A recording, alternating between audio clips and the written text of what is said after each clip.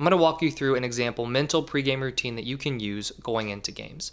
Now, a pregame routine is so important because if you don't follow a pregame routine and you aren't working to get into a certain mindset, you will be in the mindset that results from the environment and from your recent games and practices. If you've been playing badly and you don't do anything to try to generate a feeling of confidence, it's likely that you will play with less confidence going into the game. So we want to make sure that the mindset you have going into a game is within your control. And we do that by using a pregame routine. This pregame routine is made up of 2 parts, the night before and then also the day of. Now, with the exercises that I'll include within each phase, you can use those exercises or you can take some exercises that you like and apply them as well. The main principle is we want to make sure that we're using this night before phase and the day of phase so that you are preparing mentally as much as you can going into the game. So for the night before phase, the goal here is to get you prepared to play the next day. There are 2 exercises or 2 tools that I really like for this part. The first one is preparing for your opponent. As much as you can, you want to prepare for your opponent so you know what you're about to face the next day. Is there a righty or a lefty on the mound? Are you facing a fast team or a slow team? If you're a basketball player, do they like to shoot threes a lot? Are they a perimeter threat? Or do they like to take the ball down low? They have a lot of big men. You want to make sure that you're getting clear on who you're facing and gathering any information you can that will give you a competitive advantage the next day. Now, I do want to mention here that you need to be careful and you need to understand, kind of how your mind works a little bit. Because if you struggle with a lot of anxiety because of who you're facing, you want to be careful not to focus too much on your opponent. Get any information that will help, but then let that go, forget about it, don't hyperfixate on who you're playing the next day and how good they are. So that'll be the first tool. The second tool that you can use the night before is mental rehearsal.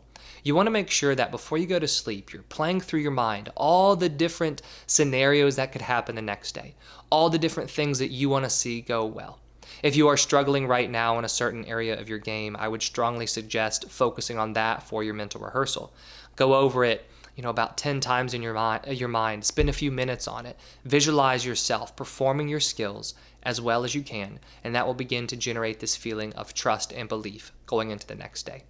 Now, the second part of this pregame routine is on game day. So this will include what you do as soon as you wake up, and it will also include some exercises that you can do leading into the game, so right before the game begins. And so there are 4 parts to this.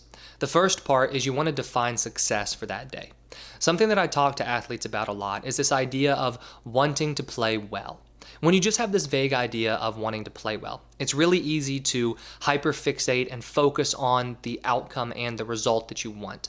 If you focus too much on the result that you want during a game, this is where we see fear and anxiety grow.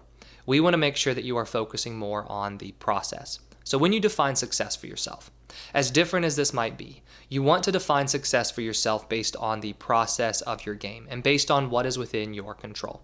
So you want to focus on what are the things that I need to do today, and I need to do them to the best of my abilities that will give me the greatest chance of reaching the outcome that I want. Because we know that you want the outcome, but we want to focus instead of being so focused on that outcome, we want to focus on the process that will actually lead to the outcome. If you give as much attention as you need to and you give full effort to all these little pieces of the process, naturally you give yourself the greatest chance of reaching the outcome that you want. So that's the first part of this pregame routine on game day. You want to set that definition of success. Set what are the things that you want to focus on to where you get to the end of the game and you look back and you say, okay, I did those things, so I know that I had a good game. The second tool is mindfulness. You want to practice using some mindfulness meditation or just simply some breath work to begin calming your mind and bringing you into the present moment. I would strongly suggest doing this before you actually get to the field or the court, or if you're at the field and court and you have an opportunity to set aside about 5 minutes and you do have the ability to do that, that's also a great place to do this. But what I'm referring to with this mindfulness is using mindfulness meditation where you actually sit down for about 5 to 10 minutes, you close your eyes, and you perform the meditation. It is a great way to prime your mind to be in the present moment and to have your thoughts a little bit more under your control as you go into the game. The third tool that you can use is self-talk. You want to make sure that as the game begins and as you play the game, your thoughts are within your control. You want to make sure that you are giving yourself the best chance to have the type of thinking that you know will help you play your best instead of having thinking that holds you back and causes fear, causes anxiety, causes self-doubt. And the way that you can do this is before the game, read over a self-talk list to begin getting your mind focused on having more positive and productive thoughts. And then the last tool that you can use on the day of phase is remembering past successes. This will be very similar to the mental rehearsal that you did the night before. However, the night before you were visualizing what you want to happen the next day. You still want to have those images and those scenes in your mind of what you want to have happen and feeling like you can go out there and play well. But before the game begins, we don't want to be focusing too much, like I said earlier, on the outcome. So, okay, I need this to happen, I need that to happen. Instead, you want to be building the belief that it can happen.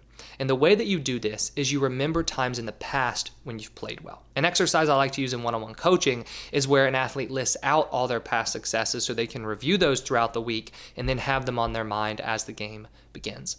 But that's the last tool that I would suggest using, is going through and reminding yourself of your past successes within your sport. So in summary, a pregame routine is important because it works on generating the mindset that you want for the competition. And there are two phases, the night before and the day of. For the night before, prepare for your opponent and use some mental rehearsal. For the day of, you want to make sure that you are setting your definition of success, using some mindfulness, repeating self-talk, and then remembering past times where you've played well. If you have any questions about this pregame routine or any other sports psychology topic, please let me know in the comments below. I hope you enjoyed this video, and if you did, please hit that like button and subscribe if you haven't already. I put out new videos each week on sports psychology and mental training.